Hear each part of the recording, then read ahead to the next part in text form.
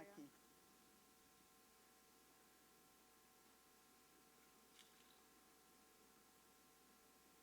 Não, pode tirar. Se tivesse me pedido, gente. Hã? Aconselhamento cristão, ponto. Encerra no aconselhamento cristão. Não, tá. Então, vem aqui. São 40 minutos. Quando faltar 5 minutos, você sentar ali na frente, eu te sinal. Quando encerrar, eu subo, tá? As perguntas, certo? Se tiverem perguntas, pode ser? Não, se o povo tiver. Uma boa tarde a todos. É com alegria que a gente está iniciando esse mini curso, tá? E ficamos contentes e alegres de termos todos vocês aqui conosco. E nesta tarde, quem vai ministrar esse mini curso é a Andréia Vargas. Tá? A Andréia é missionária em tempo integral na Missão Avalanche. Ela é formada em administração de empresas, com ênfase em mercadologia e em estudos bíblicos. E especializada também em aconselhamento cristão. Que nós possamos estar sedentos, com o coração aberto, vendo o que ela tem a nos dizer, para que nós possamos também aprender. E antes da Andréia iniciar, nós vamos falar com Deus, pedindo a orientação dEle. Senhor nosso Deus e Pai, muito obrigada que nós temos a liberdade de estarmos aqui reunidos como povo Teu. Obrigada, Senhor, por tudo. E agora, Senhor, esteja usando a Andréia para que fale aos nossos corações, que fale ao coração de cada um, com aquilo que o coração está sedento a ouvir. E que realmente, Senhor, as palavras que puseres na boca da Andréia sirvam para o nosso crescimento espiritual e aproximação contigo também, Senhor. Em nome de Jesus, amém. Que Deus te abençoe. Graça e paz, irmãos. Quero convidar você a abrir sua Bíblia em Jeremias 51. Foi-me passado o desafio de falar sobre desafios contemporâneos e o posicionamento cristão, dentro daquilo que eu tenho trabalhado nos últimos quase que 20 anos, através da primeira agência de missões urbanas aqui no Brasil, chamada Missão Avalanche, que inclusive está com stand aí para vocês conhecerem. Esse texto de Jeremias 51, especialmente dos versículos de 11 a 14, esse texto chegou para nós, lá na Missão Avalanche, de uma forma muito especial. Então, quando nem tinha Missão Avalanche, um irmão na fé subiu para um monte para orar. Esse irmão, o irmão que veio da vida louca, de sexo, drogas e rock and roll, e esse irmão converteu a Cristo, e esse irmão virou um homem de oração. E um dia subiu para um monte para orar e ficou lá 3 dias, desceu do monte e compartilhou esse texto com um missionário que tinha saído de Belo Horizonte, missionário da Caverna de Adulão, saiu de Belo Horizonte, foi para Vitória, porque entendeu que tinha que ajudar num ministério lá que trabalhava com tribos urbanas. Isso, começo de 2000. E aí então esse irmão que subiu para o monte, ficou 3 dias lá orando, jejuando, desceu, e no período que ele estava lá orando, veio ao coração dele o desejo de compartilhar esse texto com esse missionário da Caverna de Adulão, que estava lá em Vitória. E aí então a palavra era essa aqui. E eu vou dar uma enxugada nela, só para a gente entender o cerne dela, que tem a ver com aquilo que a gente vai falar hoje. E o texto de Jeremias 51, de 11 a 14, diz o seguinte: afiai as pontas das flechas. Eu quero que você visualize isso. Eu quero que você imagine agora alguém afiando as pontas das flechas. Afiai as pontas das flechas, preparai os escudos. Visualiza isso. preparai os escudos, reforçai a guarda, colocai homens de sentinela, colocai homens de tocaia. O Senhor jurou pela sua própria vida que enviaria guerreiros de longe para ajudar na batalha contra as muralhas da Babilônia. Quando você ouve esse texto, você acha que isso aí está descrevendo o quê? Uma tarde agradável no shopping? Um almoço na Oktoberfest?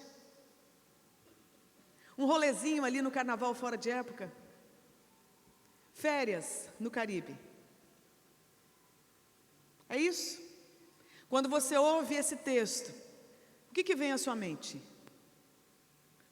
Pode dizer, o que vem à sua mente? Guerra.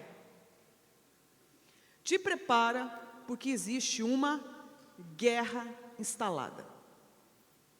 Quando chega o desafio da gente falar sobre o que está acontecendo na contemporaneidade, a palavra que o evento usou foi muito feliz.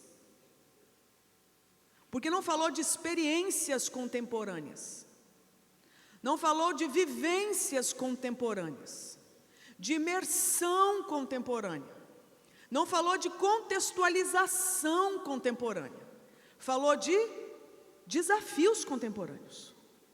Então eu já gostei do termo que utilizaram. Por quê? Porque foi reunido um grupo de cristãos de mais de 200 igrejas, está lotado de agência missionária aí fora. E esse ajuntamento de cristão, numa parte do Brasil, num território onde o mundo festeja, é ou não é? O mundo festeja nesse ambiente.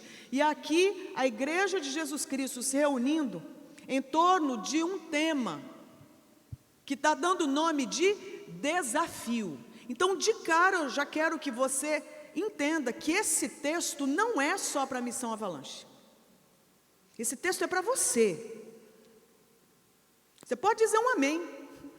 Esse texto é para você. Nós estamos vivendo num cenário de desafio. Não se iluda.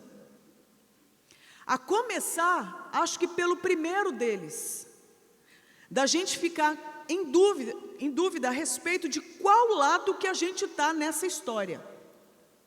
Então, uma das coisas que me chama muito a atenção nesse texto é o seguinte: existe uma delimitação de território aqui. Existem 2 territórios estabelecidos aqui. Óbvio, porque se você está falando de guerra, você está falando de pelo menos 2 territórios antagônicos. Concorda comigo? Senão não há guerra. Senão é um rolê com a turma. Mas não, nós estamos falando de um cenário de guerra. Então nós temos aqui pelo menos estabelecidos 2 territórios distintos: o de Deus e o resto. O de Deus e o babilônico. A minha pergunta hoje aqui já começa com a provocação que o texto me faz: de que lado que a gente está? Porque se a gente não souber de que lado está, não há desafio, porque não há guerra. Concorda? Mas aqui o texto está nos provocando. O profeta Jeremias, sendo tomado pelo Espírito Santo, está trazendo para nós aqui uma informação. Não ache que o mundo todo seja um território só, porque não é. Não ache que esses bilhões de humanos aqui estão todos do mesmo lado, porque não estão. Não ache que só tem um espírito, que só existe um jeito de encarar a realidade, que só existe uma cosmovisão, que só existe um sermão, que só existe um pregador, que só existe uma mensagem, que só existe um altar. Não existe. Porque a palavra de Deus está nos chamando a atenção para um cenário de guerra. Existe um cenário de guerra. Primeira coisa que a gente vai ter que pensar hoje: de que lado que a gente está? Porque o Senhor está dizendo que tem o dele e tem o outro. E o dele não é o mesmo que o outro. Então, para começar, existe aquilo que é particular de Deus e existe a Babilônia. você e eu, se fomos lavados pelo sangue do Cordeiro, não somos mais da Babilônia. Nós viemos de lá, nós batemos continência lá, nós adoramos lá, nós nos prostituímos lá, nós nos lambuzamos com os deuses dela, nós ofertamos, dizimamos, nós servimos, foi ou não foi? Olha, a gente se acabou em Babilônia, mas o Senhor nos resgatou de lá. O Senhor nos resgatou misericordiosamente. Eu não merecia estar aqui onde eu estou. Eu merecia ter morrido lá onde eu estava, pelo tanto de profanação ao nome santo de Deus. Mas o Senhor teve misericórdia da minha vida. Foi lá e me resgatou e me transportou para o reino do seu Filho amado, Senhor Jesus Cristo. Pura misericórdia. Eu fui uma que fui perseguir o povo de Deus. Eu fui uma que pisei numa igreja evangélica, primeira vez na vida, num domingo de manhã, para tirar a minha melhor amiga da igreja. Eu fui com essa missão. Eu fui com a missão, debaixo de uma oração ao Deus que eu não cria. Olha que absurdo, de olhar para o alto do prédio onde eu morava, olhar e falar: Deus, se você existe, me dá sabedoria para eu ver os prós e os contras desse lugar e salvar a Carol, minha amiga que fui salvar. Fui com essa missão, ir lá e resgatar a amiga da igreja, porque achava que ela estava indo por um mau caminho, porque na minha cabeça contaminada pelo mal, tudo aquilo que dizia respeito a Deus, ao ajuntamento do povo de Deus, à igreja, à Bíblia, tudo isso era tão equivocado, era tão concorrente à razão, à racionalidade, à liberdade, à autonomia, que tinha que ser combatido. Então eu quero que você veja, eu era uma pessoa que estava em guerra, mas em guerra contra Deus. Eu merecia ir para o inferno, eu merecia ser condenada, mas o Senhor me transportou de onde eu estava em guerra com Ele, para uma vida de paz com Ele através de Jesus. É misericórdia, irmãos. Essa é a minha história, mas provavelmente você teve uma igual, porque a Bíblia fala que todos pecaram e carecem da glória de Deus. Então quem mais estava em guerra contra Deus além de mim? Faz assim, você também. Eu nesses termos, indo para a igreja para tirar a melhor amiga, você nos seus. Mas todos nós um dia prestamos culto em Babilônia aos deuses babilônicos. E o Senhor Jesus Cristo veio com nosso nome gravado no coração dele para nos resgatar um por um. Isso é misericórdia de Deus. Quando eu lembro a respeito da missão que encheu o meu coração, e eu fui lá atrás dessa igreja para tirar minha amiga de lá, e eu vejo todo o movimento que o Espírito Santo de Deus fez para entrar no meu coração, para flechar o meu coração, capturar o meu coração para Ele, me convencer da obra do Calvário, me convencer da necessidade de um Redentor, de um Salvador, me convencer a respeito do meu pecado de não amar a Deus acima de outros amores. Quando eu vejo o movimento, o engajamento de Deus e enviar o seu Filho amado para me substituir nos meus vacilos contra Deus e a minha culpa e sobre Ele, para me dar livre acesso ao Pai dEle, isso para mim é constrangedor. Saber que eu merecia estar do outro lado, arcando com as consequências, mas que o Senhor Jesus arcou com as consequências no meu lugar. Isso é misericórdia, isso é graça. Como é que eu posso esquecer que não existe um cenário de guerra? Eu lembro que quando eu converti a Cristo, quando o Senhor me converteu a Ele, a minha mente quase bugava, porque tinham sido 21 anos de devoção a tantos autores badalados que eu adorava, E de repente agora, eu ser convencida a respeito do autor de todas as histórias, do autor de todas as origens, que é o Criador dos céus e da terra, e me esvaziar daquele lixo babilônico, para daí me encher daquilo que é do alto, daquilo que é santo, daquilo que agrada a Deus. Isso era uma batalha que não acabou, ainda está acontecendo, mas cada vez com mais convicção e descanso no Senhor pelos méritos dEle. Aí eu olho para essa história lá de trás e eu falo, que bênção, o Senhor me salvou. Mas aí eu abro a janela da casa, eu abro a porta da minha casa, eu boto o pé na rua e eu vejo o quê? Eu vejo a cidade. Aí eu pego e eu vejo o quê? As. Aí eu pego o mapa, aí eu vejo o quê? O mundo. Eu não posso esquecer desses desafios que continuam instalados. Quando eu vejo a minha história sendo resgatada por esse Deus, eu posso me dar por satisfeita.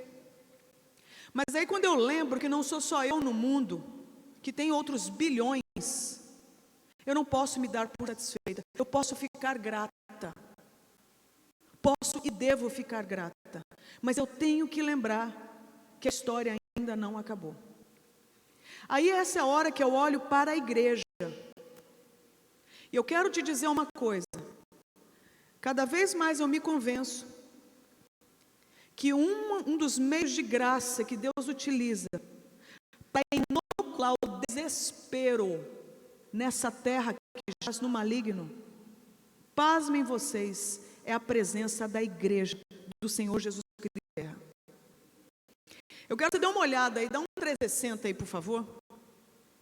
Você sabe o que você está tendo o privilégio de ver? Você não está sozinho no ler. Mal ou bem, tem outras testemunhas aí que passaram pela mesma experiência de serem resgatados da Babilônia e serem transportados para o reino de Jesus Cristo, de aguardarem a vinda dele. O negócio é que ele ainda não veio, prometeu que viria e virá, mas ainda não veio. Quando virá não sabemos. O que sabemos é que temos que perseverar. Daqui até o grande dia, olha, é uma trajetória que pode ser que a gente entre em desespero. Sabendo disso, o Senhor nos entregou os irmãos. O Senhor nos entregou a igreja. O Senhor nos entregou companhia na jornada. Então, eu quero que você veja o seguinte: quando a gente olha para a cidade hoje, essa aí foi a tarefa que me deram, de olhar para a cidade, o que a gente vê? Temos que lembrar do texto de Jeremias 51, de 11 a 14, que é o texto que nos lembra que existe o lado de Deus, mas que existe o outro lado. Isso serve para a gente se lembrar da história de Deus em cada um de nós, que um dia estávamos do outro lado, e o Senhor misericordiosamente nos resgatou e nos plantou do lado dele, e agora temos uma missão, qual? Contribuir com ele para resgatar outros, até que ele venha. Só que isso aconteça, a gente vai ter que entender o seguinte: precisaremos nos preparar. Por quê? Porque um dia nós prestamos culto nesse ambiente aqui, chamado terra, chamado mundo. Foi ou não foi? Um dia nós adoramos os deuses desse mundo. Um dia nós salivamos em torno dos valores desse mundo. Um dia nós cobiçamos aquilo que era considerado um tesouro, algo precioso para esse mundo. Um dia nós batemos continência aos deuses desse mundo. Então aquilo ali mexe com a gente, aquilo ali fascina a gente, aquilo ali encanta a gente, aquilo ali dispara o nosso coração, faz a gente, sabe, ter calafrio, faz a gente ter saudade. Lembra o povo que estava lá no deserto, depois de terem saído do Egito, eles sentiram o que a respeito do Egito? Saudade. Que saudade de ser escravo. Que saudade da gente se lambuzar com aquele tempero de morte. Então a Bíblia fala sobre a saudade de Babilônia. Mas a Bíblia também apresenta provisão. E eu quero que você saia daqui encorajado hoje. Que quando a gente olha para esse mundo, a gente de fato, a gente tem que se dar conta que a gente está num cenário de guerra. É ou não é, irmãos? O mundo não concorda com aquilo que a gente acredita. Eu que pesquiso sobre a sexualidade humana, então, nem se fala. Nem se fala. Na mira, dele pedrada, dele acusação, dele esquisitice, dele conversa torta. É isso aí. Por quê? Porque está estabelecido um cenário de guerra. Aquilo que é do Senhor incomoda o Deus desse mundo. Mas nós somos aqueles que somos do Senhor, plantados nesse mundo, que viemos do mundo, mas não somos mais dele. Mas o Senhor sabe, pode ser que a gente sinta saudade do mundo, saudade de Babilônia. Por isso que a gente precisa de mais uns dos outros. Porque é exatamente nesse ajuntamento de gente que foi alcançado pelo mesmo Espírito que é santo, que se dobra diante do mesmo Senhor, que é o Rei de toda a terra, de toda a realidade, de céus e terra. É exatamente nesse ajuntamento que a gente vai se lembrar daquilo que nos dá esperança. E o que vai nos dar esperança? A gente permanecer nesse estado de guerra, sem mudar de lado. Então eu quero que você veja que o texto está falando para a gente o seguinte: existe um cenário armado sim. Não ache que você vai ter paz com o mundo. Não ache que você vai cair na graça dos ímpios. Não ache que ser relevante pelo critério do mundo é sinal de relevância nos critérios de Deus. Você não precisa ser violento, você não precisa ser truculento, você não precisa ser desrespeitador, você não precisa ser hostil, mas você precisa ser santo. Você precisa lembrar de onde você veio e para onde está querendo te levar. Eu preciso me lembrar, a organização que eu faço precisa se lembrar, nós não somos mais Babilônia. E Babilônia tem que reconhecer que perdeu os seus devotos. E só tem um jeito de Babilônia reconhecer que perdeu os seus devotos: quando a adoração desse que foi seu devoto muda de direção e vai em direção ao único que é digno. Para que isso aconteça, olha a direção que Deus usa Jeremias para entregar para nós: afiai as pontas das flechas. Para você afiar uma flecha, você vai precisar de pelo menos uma coisa: atrito. E eu quero aqui, podia trazer aqui, fazer menção a um tanto de coisa, mas eu quero fazer menção a uma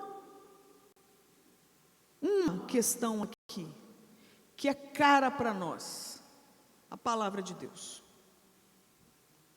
Vocês têm observado, acredito eu, que cada vez mais a gente tem notado reuniões que eram para ser de culto a Deus, se tornarem reuniões de culto aos homens. Estou enganada? Onde, se você pegar a palavra de Deus como está escrito, vai ofender suscetibilidades, vai ofender egos que precisam ser mantidos inflados, para continuarem dóceis, para darem um ar de inclusão, de que todos são muito bem-vindos.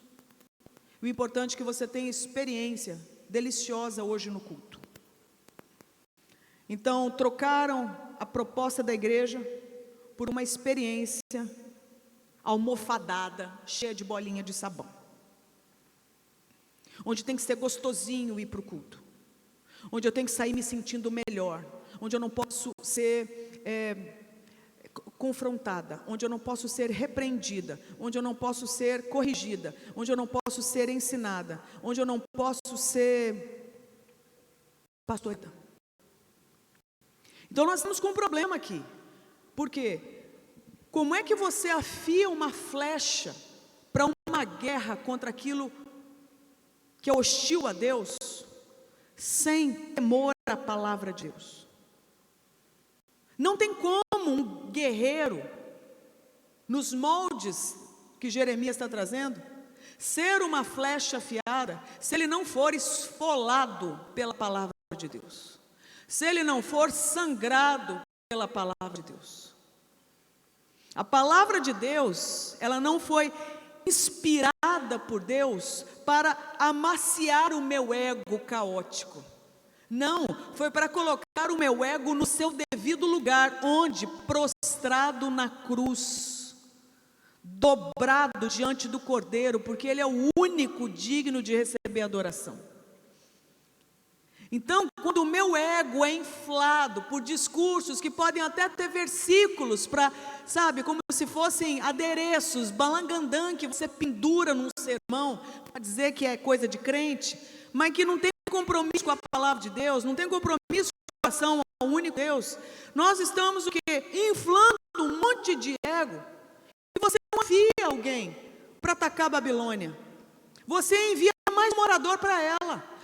Você amplia as sendas da Babilônia e você instala o endereço dela dentro da igreja. Não é para isso que a gente está aqui. Por isso que a gente tem que lembrar de que lado que a gente está, que tem o lado de Deus e tem o resto. E o lado de Deus, ele é dobrado diante da palavra de Deus, porque ela é inspirada por Deus e toda ela é útil para quê? Ensino, correção, repreensão, capacitação para toda boa obra. Não tem jeito da gente ser relevante nos moldes de Deus se a gente não entrar na rota de Deus, se a gente não entrar no mapa de Deus, se a gente não se dobrar aos termos de Deus. E isso tudo já está mostrado para nós e revelado para nós na palavra dele. Então, se eu quero, de fato, ser alguém usado por Deus para me posicionar diante dos desafios contemporâneos, eu tenho que lembrar que não vou ser relevante se eu não tiver compromisso com a palavra de Deus. Mas não é com um pedaço da palavra de Deus. Vou te dar um exemplo. Eu encontrei um dia um pastor. Esse cara, encontrei num aeroporto aí da vida. Estava voltando de uma palestra e eu estava jantando, ele veio falar comigo e falou assim: André, faz tanto tempo que eu não te vejo. Aí fizemos aquela festa, encontramos outro, ele falou assim: André, quero compartilhar com você uma bênção que está acontecendo no meu ministério. Plantei uma igreja. Eu falei: é meu, que bênção. Uma bênção, irmão, entrei para um movimento novo. Já me deu um certo calafrio, né? Mas vamos ver, né? De repente, vai que o movimento é bom, né? Eu falei: um movimento novo. Ele falou assim: é um movimento da graça. Eu falei: nossa, que novo, né? Novíssimo, nunca tinha ouvido falar, né? Movimento da graça, novo. Aí eu fiquei um pouquinho preocupada, porque se esse movimento da graça é novo, não deve ser o mesmo que eu já ouvi falar, né? Desde que está escrito lá em Gênesis 1:1. Movimento da graça, como assim? André, tudo mudou. Falei: mudou o quê, irmão? Agora eu leio minha Bíblia de um outro jeito. Pois é, calma que piora. Que jeito, amado? Eu só leio o que está escrito em vermelho. Como? Só leio o que está escrito em vermelho. Eu só quero saber do que Jesus disse. Eu não quero saber de mais nada. Eu não quero saber do que Paulo disse. Eu não quero saber de Velho Testamento. Como é que você vai entender Deus com aquela sangueira danada de guerra no Velho Testamento? Hoje eu só leio o que está escrito em vermelho, porque eu estou comprometido com a graça, e Jesus é graça.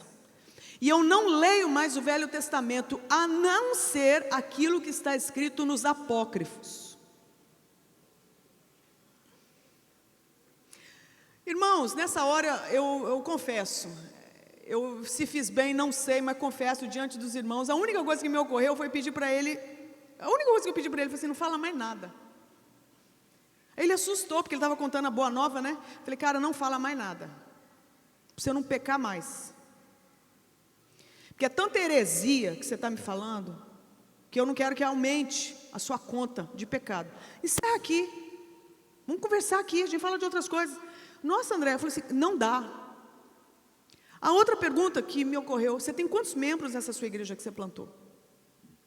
Para saber por quantos, né, que eu vou orar para serem resgatados de lá. A gente ri talvez de nervoso. É muito grave isso. É muito grave isso. A pessoa ter orgulho de dizer que ela não tem mais compromisso com aquilo que está escrito. A pessoa selecionar os autores que ela gosta da palavra de Deus. A pessoa achar que o Espírito, que ela pode agora avaliar. Deus está indo para esse lado, Deus está indo para esse lado aqui no texto. Isso aqui a gente remove, isso aqui não faz o menor sentido. Não, eu escolho ler esse pedaço aqui, porque não tem compromisso com o resto. Não, é brincar com a cara do Espírito Santo de Deus. Isso é grave, gente. Só que eu quero que você veja o seguinte, esse é o tipo de discurso que quando chega no ouvido da gente é legal, porque, nossa, eu estou comprometido com o que Jesus diz. Olha que bonito. Não, porque eu estou comprometido com Deus que é amor. Não, porque eu faço parte do movimento de graça. Não, porque eu não tenho compromisso com a violência. Eu quero paz, porque Deus é amor. Então, quando você ouve o discurso, parece que tem cara de Deus, mas quando você vai ver a essência, você puxa o fio para você chegar, sabe, no centro, você descobre que não há compromisso com o Deus que inspirou toda a palavra para dar uma direção para nós. Então eu quero que você veja que o desafio não está só lá no mundo, o desafio está em cada um de nós, porque esse mundo, ele nos fascina e ele entranhou na gente, e precisa haver um estado agora, um estado intencional de guerra estabelecida a partir do meu coração contra o meu próprio coração, porque ele é um produtor contumaz de ídolos. Então surgem discursos dentro do meu próprio eu.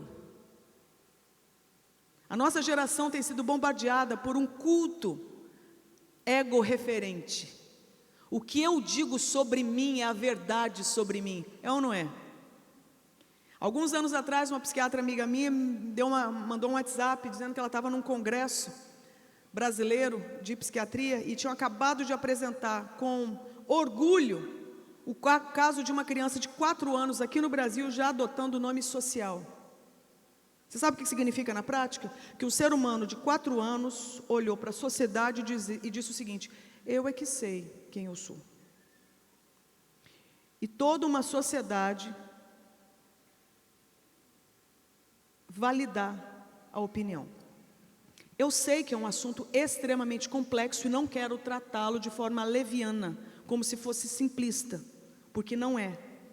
Eu sei sim que é uma questão legítima, não duvido do que essa criança de 4 anos esteja passando, da complexidade por trás, reconheço que precisa de cuidado, só quero que a gente observe o seguinte, que nós estamos cada vez mais facilmente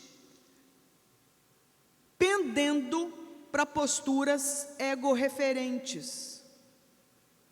Eu olho para mim e estabeleço a verdade sobre mim. Você olha para você e estabelece verdade sobre você. Baseado no que eu sinto, agora eu digo quem sou. Baseado no que eu desejo, eu digo quem sou. Baseado no que eu acredito, eu digo quem sou. Logo, baseado no meu eu estabeleço aquilo que é verdade. Você sabe o que significa? Que se eu sou a referência para a verdade, Deus não é. Então eu tenho que anular Gênesis 1 e 2, porque então Deus não é criador dos céus e da terra, Deus não é o autor da realidade, Deus não é aquele que trouxe tudo à existência daquilo que não existia. Deus não estava lá.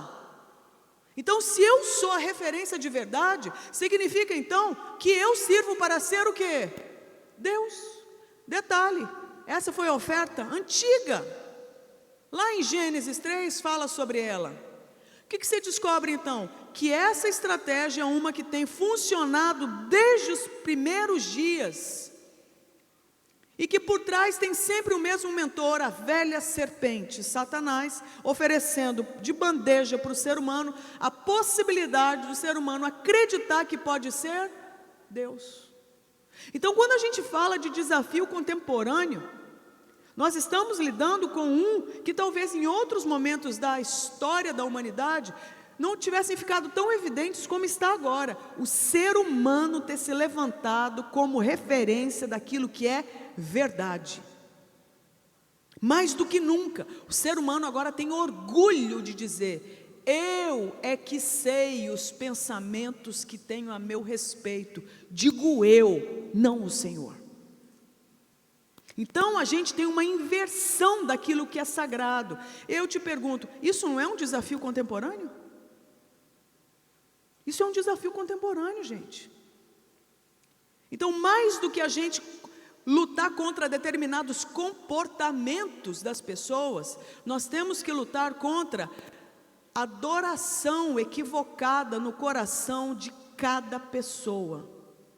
E essa adoração equivocada começa a partir do momento que você acha que só existe um território, o meu, um só rei, eu, um só Senhor, o meu umbigo, uma só proposta, o meu ideal de mundo, e deixo Deus de lado.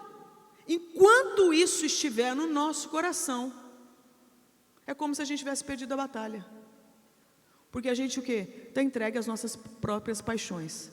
O texto de Jeremias então nos resgata a atenção para a gente entender que nós, como flecha de Deus, precisamos ser afiados, esfolados pela palavra. Lembra do texto lá de Efésios 6, que fala sobre armadura? Você já reparou que quando a gente vai trabalhar aqueles tópicos da armadura, a gente imagina que parece que o indivíduo está colocando um pijama?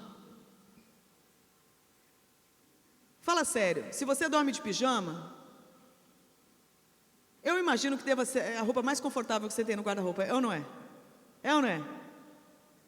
Porque você quer ficar o quê? Porque você quer ficar relax, você quer descansar, você não vai para um campo de batalha. Às vezes eu acho que quando a gente imagina esses itens aí da armadura, a gente acha que está colocando um pijama.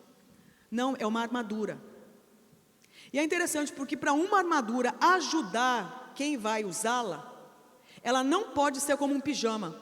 Porque se for como um pijama, Davi passou por essa experiência. Deram uma armadura para ele que ficou folgada, parecendo um pijamão para ir dormir, só que pesado. Que ele falou, não vai rolar. Foi ou não foi? É isso, não é? Porque para ser uma armadura, para te proteger num cenário de guerra, ela tem que ser o quê? Justa. E quando você bota aquilo ali, aquele troço te fere. Aquele troço tem que sangrar ali em você para se tornar a sua próxima pele. A palavra de Deus é para ser isso em nós. Ela não vem trazer um elogio. Ela pode me encorajar, mas ela me sangra antes. Ela me sangra para ela me libertar de mim mesma e me colocar onde o Senhor quer. Aí eu vou ser uma flecha afiada. E aí a Bíblia fala que afiai as flechas, preparai os escudos. Pensa nos escudos. Efésios fala de escudo da fé. É interessante porque ao mesmo tempo que você se prepara e você é sangrado pela palavra de Deus e você entende, você descansa naquilo que está escrito, ao mesmo tempo tem a dinâmica do quê? Da fé. A certeza do que se espera, a convicção do que não se vê, a dependência total na ação de um Deus a seu favor, para a glória do nome dEle. Então não tem como eu ser relevante nesse mundo, não tem como eu atacar os desafios da contemporaneidade sem a dinâmica da fé, sem a dependência a um Deus que está por trás de todo o desafio, enviando o seu povo. Então, ao mesmo tempo que eu devo entender as coisas, ao mesmo tempo eu devo me render ao Senhor, porque eu não tenho controle sobre nenhuma delas. Então eu quero que você veja, não tem como a gente ter resposta para todas as coisas, todos os mistérios e enigmas. A gente vai ter algumas coisas, a gente vai entender, outras não. E se a gente não entender tudo, tudo bem, porque tem alguém que entende e que sabe toda a figura como será montada no final. O que a gente precisa é jamais perder a dinâmica da fé. Por que eu falo isso? Porque cada vez mais tem havido no Brasil um despertamento, por exemplo, para a teologia. É ou não é? Se a gente fizesse um levantamento aí junto às editoras, cada vez mais pessoas têm procurado, cada vez mais pessoas novas, jovens, têm procurado entender mais sobre Deus, sobre o estudo sobre Deus. Isso é maravilhoso. E ainda que a gente saiba muitas coisas, isso não substitui uma vida de oração, de dependência a Deus. Sabe por que eu falo isso, irmãos? Porque a gente pode ter a melhor teologia, mas a gente continua sendo um povo que precisa de um bom pastor, que a gente não tem controle sobre a realidade, que Ele tem. Não é porque a gente entende que a gente sabe dar nome para as coisas, que a gente seja Deus, a gente não é. Falo isso porque embora a gente talvez saiba muito, a gente continua dependendo da ação sobrenatural do Espírito Santo de Deus. Amém? Então a gente pode, se dobrar diante da palavra, mas a gente ainda depende do quê? Do poder de Deus. E aí, fecho trazendo o finalzinho desse texto de Jeremias. Você precisa da palavra, você precisa do poder de Deus, mas você não vai para uma guerra sozinho. Uma guerra como essa que o mundo está estabelecendo, ela não é vencida sozinha. Ela é vencida como? Com os irmãos. Então o texto de Jeremias nos fala a respeito dos irmãos. Eu devo ter outra fala aqui com vocês, e eu pretendo estender esse ponto que eu vou só jogar aqui agora, para dar continuidade depois. O que eu acho que a gente precisa assumir como desafio, além de delimitar o território, saber de qual lado a gente faz parte, saber que a gente não foi chamado para continuar sendo Babilônia, mas que a gente foi resgatado de Babilônia e transportado para o reino de Jesus Cristo, e agora a gente tem uma caminhada de enfrentamento aos valores, cultura e deuses babilônicos. Esse enfrentamento tem que ser nos moldes de Deus, esse enfrentamento tem que ser nos termos de Deus, e toda a glória tem que voltar para Deus. Para que isso aconteça só tem um jeito: submissão ao que está escrito, que é a palavra de Deus. E essa palavra há de nos dar fé, e há de nos dar o poder que vem do alto, para a gente ser afiado e preparado. Lembrando que isso só vai acontecer se a gente estiver com os irmãos. E aí lanço o desafio para a nossa próxima reflexão: a necessidade urgente de uma cultura cristocêntrica de cuidado. No Brasil, a gente fala na igreja a respeito de cuidado. A igreja evangélica brasileira cada vez mais tem se aberto a cuidar das pessoas, a acolher pessoas, a ser amorosa com as pessoas. A pergunta é: de forma cristocêntrica ou humanista? Então eu finalizo aqui, deixando esse desafio para a gente refletir. A necessidade de uma cultura cristocêntrica de cuidado. Somente numa cultura cristocêntrica de cuidado a partir da igreja, porque só ela vai ser capaz de desempenhar isso, que a gente vai cuidar de pessoas, e esse cuidado vai trazer glória para o único que é digno, que é o próprio Cristo. Quero te convidar a orar então aqui comigo, que eu acho que a gente precisa clamar pela misericórdia de Deus, para que aquilo que Ele falou através de Jeremias para nós, possa se cumprir na nossa vida. Senhor, obrigada pelo texto de Jeremias 51, de 11 a 14, em que o Senhor fala sobre a necessidade da gente estar comprometido com o Senhor e não com Babilônia, da gente saber de que lado a gente de fato está, e uma vez estando do seu lado, como que a gente deve se posicionar. E uma vez estando do seu lado, a sua palavra fala que a gente vai estar em guerra com tudo que diz respeito à Babilônia, e que tudo bem ser assim, é para ser assim. Não será fácil, mas é possível no Senhor. O Senhor mostra para a gente que precisamos demais da sua palavra, precisamos demais da dependência do seu Santo Espírito, que precisamos demais uns dos outros. Nós queremos, Deus, sair daqui hoje firmados do lado do Senhor. Nós não queremos sair daqui em guerra contra o Senhor, é o contrário. Nós queremos sair daqui firmados, como quem está do seu lado, como quem luta a sua luta, como quem foi alcançado pelo Senhor e resgatado de Babilônia. Então ajuda a gente a ter um coração que racionalmente, que integralmente, que consistentemente adora o seu santo nome. E a partir disso, que essa nossa postura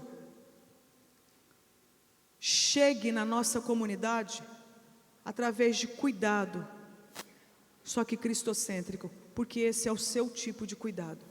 Em nome de Jesus. Amém. Deus abençoe, gente.